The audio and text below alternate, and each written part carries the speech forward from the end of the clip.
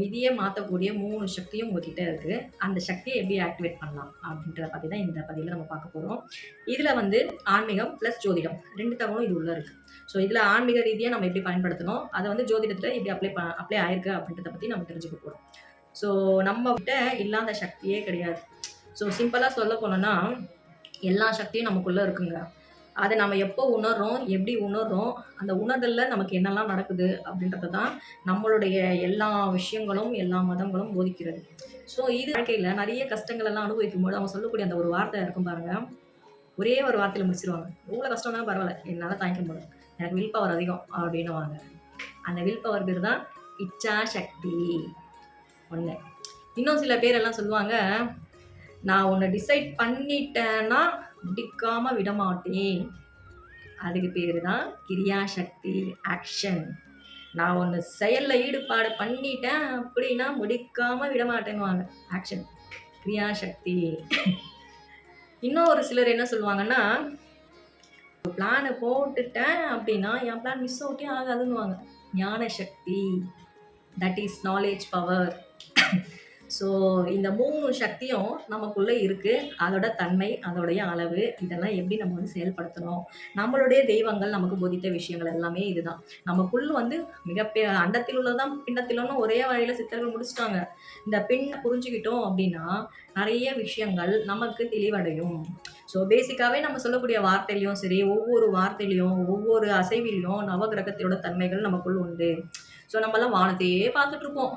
மேலே தான் எல்லாமே இருக்குன்னு கண்டிப்பாக கிடையாது. மேலே இருக்கும் தான் நமக்குள்ளேயும் இருக்குது. அது என்னைக்கு நம்ம உணருமோ அன்றைக்கி எல்லா விஷயமும் நமக்கு ஈஸியாக வந்து பிடிபட்டு விடும். ஸோ இயற்கையாகவே இந்த இச்சா சக்தி அப்படின்றது வந்து நமக்குள் தோண்டக்கூடிய ஒரு ஆசை. ஸோ நிறைய நான் சொல்லுவோம், கிடையவே கிடையாது.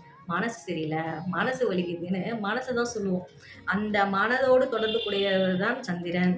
மனசில் தோன்றக்கூடிய அந்த எண்ணத்தை குறிப்பிடுவது தான் இச்சா.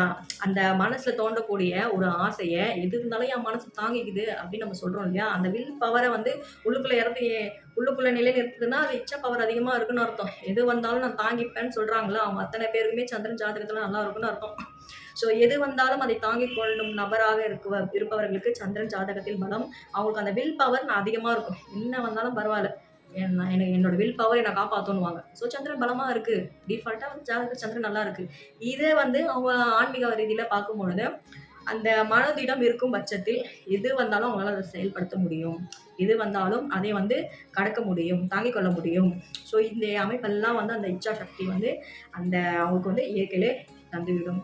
இதுல நம்ம ஆன்மீக ரீதியா பார்க்கும்பொழுது அந்த இச்சா சக்தியோட இல்லாம அது எப்படி கிரியாவா மாத்தணும் அப்படின்னா, நம்ம மனசுல ஒரு ஆசை இருக்குன்னா வெறுமனே ஆசையை மட்டுமே வச்சுக்கிட்டே இருந்தோம் அப்படின்னா நமக்கு அந்த ஆசை வந்து எப்போ செயலா மாறுது.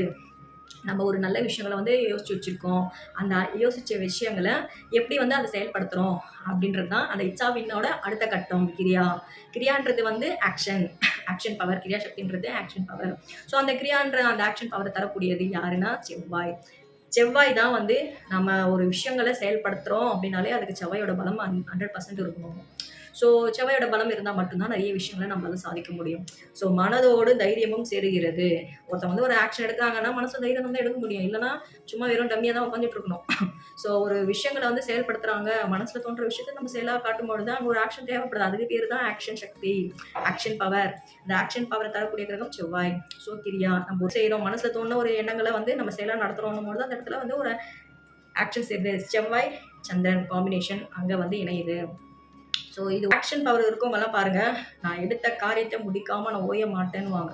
ஸோ அந்த இடத்துல அவங்களுக்கு வந்து அந்த ஆக்ஷன் பவர் ரொம்ப அதிகமாக இருக்கும். அதாவது கிரியா சக்தி அதிகமாக இருக்கும். அதை செஞ்சு முடித்த பிறகு தான் வேறு வேலைக்கு போவாங்க அவங்க. அந்த ஒரு செயல் நடக்கிற வரைக்கும் தூக்கமே இருக்காது. ஸோ மனசை தோன்ற அந்த எண்ணத்தை செயலாக நடத்தி முடிக்கிற வரைக்கும் ஓயாதவங்க யாருன்னா இந்த ஆக்ஷன் பவர் கொண்டவங்க. இந்த ஆக்ஷன் பவர் கொண்டவங்க அப்படின்னும்போது அந்த இடத்துல கிரியா வந்து அதிகமாக வேலை செய்யுதுன்னு அர்த்தம். ஸோ அப்போ அவங்க விஷயங்களை எப்படி செய்யணும், யார் மூலமாக செய்யணும், எந்த அளவில் செய்யணுன்ற நாலேஜ் கொஞ்சம் அதிகமாக இருக்கும். அதுதான் வந்து நாலேஜ் பவர், ஞான சக்தி. ஸோ அவங்களுக்கு டிஃபால்ட்டாக வந்து பார்த்திங்கன்னா ஒரு செயல் சொல்லிட்டோம், அந்த செயலை எப்படி செயலாக்கணும், அதை முடிக்கணுன்றதுக்கு வரைக்கும் நம்ம சொல்லிட்டோம். அதை எப்படி யாரை வச்சு எந்த வேலை செஞ்சால் அவங்களுக்கு கரெக்டாக ஒர்க் அவுட் ஆகுன்ற மைண்ட் பவர் கொஞ்சம் அதிகமாக இருக்கும், தெளிவு இருக்கும். கரெக்டாக ஸ்கெட்ச் போடுறாங்க. இந்த நம்மளே ஜென்ரலாக நம்ம வாழ்க்கையில் சில பேர் சொல்லுவாங்க, நான் ஸ்கெட்ச் போட்டேன்னா மிஸ் அவுட்டே ஆகாதுன்னு இல்லையா? ஸோ அவங்களுக்கு எல்லாம் பார்த்தீங்கன்னா நாலேஜ் பவர் அதிகம். தட் இஸ் ஞான சக்தி. ஸோ இந்த இச்சா, கிரியா, ஞானம் இந்த 3 சக்திய வந்து நம்ம தமிழ்ல சொல்றோம். இங்கிலீஷ்ல வந்து will power, action power, knowledge power. இதுதாங்க வித்தியாசம். ஸோ ஒவ்வொரு மனிதருக்குள்ளயும் இந்த 3 சக்திகள் ஒளிஞ்சிட்டு இருக்கு. இந்த நாலேட்ஜ் பவர தரக்கூடியது யாருன்னா, ஆப்வியஸா புதன் தான். ஸோ இந்த 3மே ஒரு நபருக்கு மிக, மிக, மிக, மிக முக்கியம். ஸோ இந்த 3 சக்திகளும் நமக்குள் உண்டு. அதை எப்படி நம்ம ஆக்டிவேட் பண்ணணும்? எப்படி வந்து நம்ம வந்து மனச வந்து தெளிவா வச்சுக்கணும்? இதெல்லாம் நமக்கு போதிக்கிறது தான் ஆன்மீகம். ஸோ ஆன்மீகத்துல இல்லாத ஒரு விஷயங்களும் இல்ல. நமக்கு நெறைய விஷயங்கள், நெறைய ஆன்மீக குருக்கள் எல்லாமே போதிச்சது என்னன்னா, "உனக்குள்ள ஒரு சக்தி இருக்கு. அத வந்து நீ புரிந்து உணர்ந்து கொள்" அப்படின்றது தான். ஸோ இதெல்லாமே வந்து நம்ம ஒரு ஜாதகத்துல பேசிக்கா வந்து நமக்கு இதெல்லாம் நல்லாயிருக்கு. இதெல்லாம் கொஞ்சம் ட்ரை பண்ணுங்கன்னு நம்ம சொல்லி முடிச்சுருவோம். அத தைரிய சக்தி நமக்குள் இருக்கும். அதிகமா இருக்கோ, அத மேலோங்கி நிற்பதில தான் நம்மளுடைய வாழ்க்கையின் ரகசியம் இருக்கு. நம்ம வந்து யாரு அப்படின்னும்போது, நமக்கு நெறைய பேருக்கு ஒரு கேள்வி வரும். நான் யாரு? நான் யாரு? இந்த கேள்வி வந்து நெறைய பேர் கேட்பாங்க. நீங்க யாருன்றத உங்களுக்குள்ள இருக்கக்கூடிய இந்த 3 சக்தியில எந்த சக்தி உங்களுக்கு உயர் நிலையில இருக்கு அப்படின்னு நீங்க அனலைஸ் பண்ணுங்க. தெரிஞ்சுக்கோங்க. அத தெரிஞ்சுக்கிட்டீங்க அப்படின்னும்பொழுது, நீங்க அதுல ஒரு உயர்நிலையை அடைய முடியும். ஸோ ஆன்மீகம், ஜோதிடம் இது எல்லாமே வந்து ஒன்றோடு ஒன்று கலந்தவை. ஜாதகம் பார்க்குறதே நம்ம வாழ்க்கைக்கான ஒரு வழிதான். ஸோ இதெல்லாம் வந்து நெறைய உண்டு. நெறைய பேரு நெறைய விஷயங்கள் சொல்லுவாங்க. அதெல்லாம் இல்ல, பொய்யி, ஒரு சும்மா ஒரு கதை அப்படி இப்படின்னு 1000 சொல்லுவாங்க. கண்டிப்பா கிடையாது. நம்மளுடைய ஜோதிடம் ஆன்மீகத்தோடு கலந்தது. எதுக்குன்னா, ஒரு டிசிப்ளினுக்காக. ஸோ நமக்கு ஒரு ரூல்ஸ்ல வாழ்ந்துட்டுருக்கோம் அப்படின்னும்போது, அப்ப நம்ம என்ன பண்ணுவோம், சில விஷயங்கள அனலைஸ் பண்ணுவோம். ஸோ இந்த நாள்ல இந்த கிழமைக்கு இந்த கோயிலுக்கு போனா நமக்கு ஒரு ஸ்பிரிச்சுவல் ஸ்பிரிட் வருது அப்படின்னு. ஸோ இதுக்காக சில நெறைய வழிமுறைலாம் உண்டாக்குனவங்க தான் நம்மளோட முன்னோர்கள். ஒண்ணும் அவங்க கற்ற அறிவுல 1% கூட நம்ம இன்னமும் நம்ம கத்துக்கலன்னு தான் நான் சொல்லுவேன். ஸோ அந்த அளவுக்கு ஜீனியஸ் நம்மளோட முன்னோர்கள். ஸோ அவங்க நெறைய விஷயங்கள் நமக்கு போதிச்சுட்டு போயிருக்காங்க. அதுல ஒரு 2, 3 விஷயங்கள் நாம இப்போ தெரிஞ்சுக்கிட்டு இருக்கோம். அவ்வளோதானே தவிர எல்லாத்தையும் நம்ம கத்துக்கிட்டோம்னா கண்டிப்பா கிடையாது. மோசமான ஒரு காலகட்டம் வருதுன்னும்போது, அந்த காலகட்டங்கள உங்களால ஆன்மீகத்துக்குள்ள இருக்கிறவங்களால மட்டும் தான் அத கடக்கவே முடியும். ஸோ அத வந்து தாங்கி, அத கடந்து போறதுக்கு உங்களுக்கு ஆன்மீகம் தான் என்னைக்குமே ஒரு பக்கபலமா கைடாவும் இருக்கும். நம்ம எந்த தெய்வத்த தெய்வமா வணங்குறோமோ, அந்த தெய்வம் நம்மள வழிநடத்துறத நம்ம அனுபவத்துல உணர முடியுங்க. இதெல்லாம் வந்து ஆன்மீகத்திலால இருக்கிறவங்க மட்டும் தான் எப்பேற்பட்ட சூழ்நிலையும் கடந்து வர முடியும். ஸோ எல்லாமே இழந்த நிலையில கூட கடவுள் ஒருத்தன் இருக்கான். அவன் என்ன காப்பாத்துவான்ற அந்த ஒத்த வார்த்தை உங்கள காப்பாத்திடுங்க. ஸோ இதெல்லாம் வந்து நமக்கு அந்த ஒரு பவர குடுக்குது. ஒரு விஷயங்கள வந்து நமக்கு வந்து போதிக்குது, கத்துக் குடுக்குதுன்னா, அந்த ஆன்மீக மார்க்கம் தான். அந்த ஆன்மீகம் நமக்கு கெட்ட காலங்களை கடந்து செல்வதற்கான பல மார்க்கத்தை வந்து கற்றுக் குடுக்கும். இது போல நெறைய விஷயங்கள் நம்மளுக்கு சுத்தி இருக்கு. இத பத்தி நீங்க இன்னும் மேலும் தெரிஞ்சுக்கணும்னா என்னோட சேனல சப்ஸ்கிரைப் பண்ணிக்கோங்க.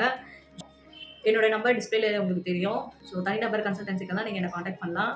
நீங்க ஒரு ஹாய்ன்னு மெசேஜ் பண்ணாலே போதும். டிஃபால்ட்டா உங்களுக்கு மெசேஜ் வரும். அந்த மெசேஜ பேஸ் பண்ணி நீங்க கன்சல்டன்சி எடுத்துக்கலாம்.